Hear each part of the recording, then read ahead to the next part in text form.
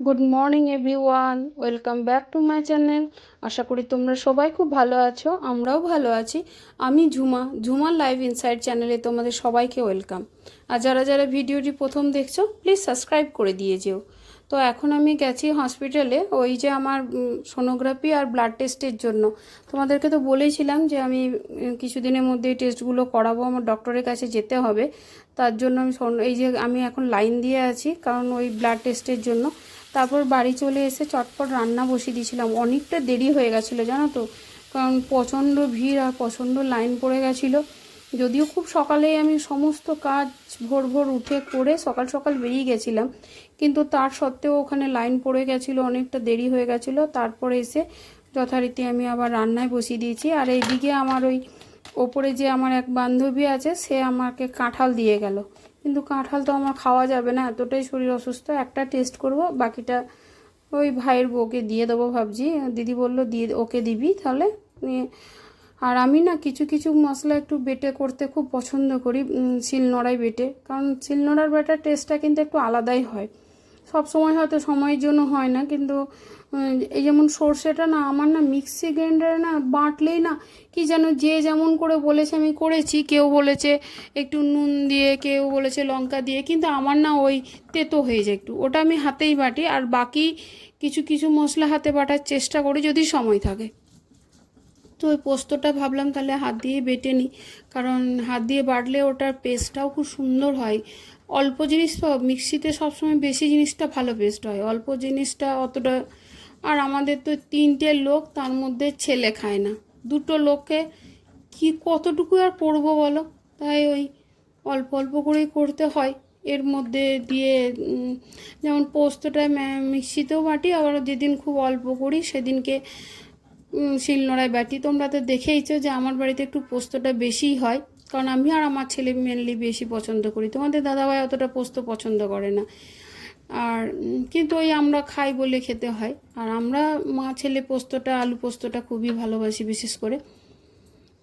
এখন বেটেও নিচ্ছি, তারাও লেগে গেছিলো। ভাতটা জাস্ট নেমেছে, আর কিচ্ছু হয়নি। ভাবছি মুগের ডাল করব, নিরামিষ করছি বলে। ওই মুগের ডাল আর একটা ওই সবজি করছি সমস্ত কিছু দিয়ে, সর্ষে বাটা দিয়ে। আর করছি তোমার আলু এই পোস্তের বড়া, আর ডাল, চাটনি, এই ধরনের। এই মানে নিরামিষ এইটাই করছি, ডাল, চাটনি, পোস্তের বড়া, এই সবজিটা, আর করছি সয়াবিনে ভাজা। তো আস্তে আস্তে আমি মানে কি বলবো, ঘরের কাজও করতে হচ্ছে কিছু কিছু, যেমন কাপড় জামাগুলো মেলে যেতে পারিনি বর্ষার সময়, তো মেলে গেলে বাড়িতে কেউ ছিল না, ছেলেরও একটা কটা টেস্ট করাবার দরকার ছিল, ওকেও নিয়ে গেছিলাম। ওই না কাপড় জামাগুলো আমি মেলে যাইনি, এসে আবার ওই তাড়াহুড়ো করে কাপড় জামাগুলোকেও মেলতে হলো, কারণ এই বর্ষার সময় আর এই না শুকালে খুব ঝামেলায় পড়ে যায়। কিন্তু করার তো কিছু নেই, আবার ভিজে উল্টো আরও ভিজে যাবে, কারণ ওয়াশিং মেশিনে অনেকটাই শুকনো হয়ে যায়, কিন্তু আবার যদি বৃষ্টির জলটা পায় তাহলে তো আরও ভিজে যাবে। আর এখানে হচ্ছে পোস্তের বড়া, ভাবলাম কি বানাবো, আর নিরামিষ যেহেতু তাই 3জনে 3টে বড়াই বানিয়ে নিয়েছিলাম পোস্তের।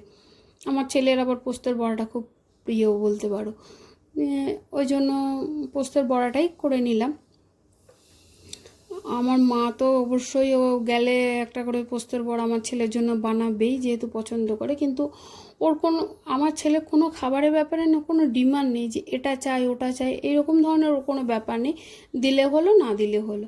আর এইটা কিন্তু আমাদের বাড়িতে নিরামিষ দিনে একটা খুব প্রিয় হলো সোয়াবিনের ভাজা, বিশেষ কিছু না, ওই তেল নুন হলুদ দিলে। আর যদি কেউ শুকনো লঙ্কা তোমরা খেয়ে থাকো, তাহলে 2টো শুকনো লঙ্কা তেলের সঙ্গে আগেই ভেঙে দিয়ে দেবে ছোট ছোট কুচো করে, তাহলে আরও টেস্ট লাগে। কিন্তু আমরা যেহেতু শুকনো লঙ্কা খেতে পারি না, মানে খাই না শরীরের জন্য, তো আমি এই শুধু ওই নুন হলুদ দিলাম। একটু তেলটা বেশি লাগে, কিন্তু টেস্টটা খুব সুন্দর লাগে। ডালের সঙ্গে এই সয়াবিন ভাজাটা খেতে না খুব টেস্ট হয়। তো রান্না তো হয়ে গেছে, এবার বাসনটা তো ধোয়ার বিশেষ কষ্ট, কারণ রান্নায় অতটা কষ্ট হয় না যতটা হয় তোমার বাসন ধোয়া নিয়ে। দেখবে খুব বিরক্তির একটা কাজ, কিন্তু ধুতে হবে। আর আমার আবার বাসন একটু বেশিই হয় রান্নায়। আমি দেখেছি সবার কি কম বাসনে রান্না বান্না করে, আমার প্রচুর বাসন হয়ে যায়। গুছিয়ে একদম খুব সুন্দর করে করব, কিন্তু রান্নার সময় দেখবো আমার সেই অনেক বাসন হয়ে গেছে। আর এইদিকে তারাও লেগে গেছিলো, তোমাদেরকে তো বললাম অনেক দেরি হয়ে গেছিলো, ছেলে যাবে টিউশন, তাড়াতাড়ি খেতেও চাইছে। তো এখন এই খাবার বেড়ে দিলাম। ভাত ওই করেছিলাম, তোমাদেরকে তো বলে দিলাম, ভাতটা আগেই হয়ে গেছিলো। ভাত, সবজি, ডাল, পোস্তের বড়া, চাটনি, আর ওই সয়াবিন ভাজা, এই দিয়ে হয়ে গেছিলো। তো আজকের ভিডিওটি বেশি বড় করলাম না, খুব ব্যস্ততার মধ্যে কাটলো। তো ভিডিওটা যদি তোমাদের ভালো লাগে থাকে তো অবশ্যই লাইক শেয়ার করো আর সাবস্ক্রাইব করে দিয়ে যেও যারা যারা নতুন। দেখা হবে আবার নেক্সট একটা ভিডিওতে।